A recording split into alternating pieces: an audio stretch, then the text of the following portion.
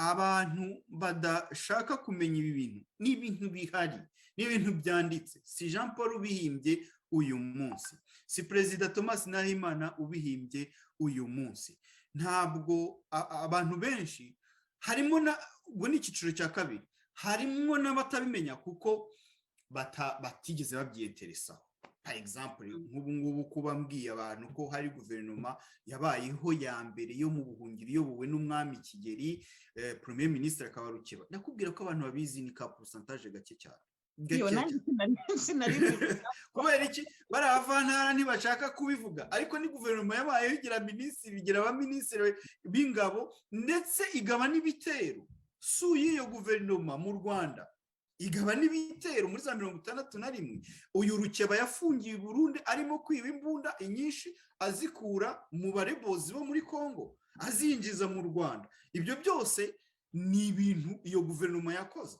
FPR irabizi. Iyo rero iyirwanya nk'uko wari ubivuze iti yo ikomoka kuri bariya, izi icyo bisobanuye. Aba Batito Rutaremara bazi icyo bisobanuye. Niyo mpamvu ubona barakazwa imitsi ikarega bagakanura amaso yo bumva ngo guverinoma ifite icyicaro mu buhungiro.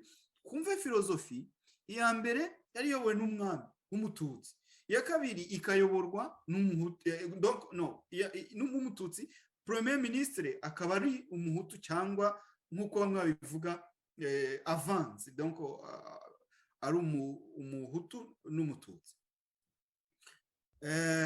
Noneho iyi guverinoma bakaza bavuga bati no, bamwe buri wese abivuga uko abishaka. Beti buri wese abivuga bitewe n'uko ashaka kuyirwanya. Kigali iravuga iti no, ati bariya bazaryana ejo bundi, ntabwo Nahimana w'umuhutu yakumvikana na Jean Paul w'umututsi rarara. Noneho abo hanze barwanya guverinoma, no, bariya Jean Paul arimo kubeshya padiri w'umututsi. Urumva buri muntu wese afite uko abivuga bitewe n'inyungu ze abifitemo. Urumva ikibazo gihari.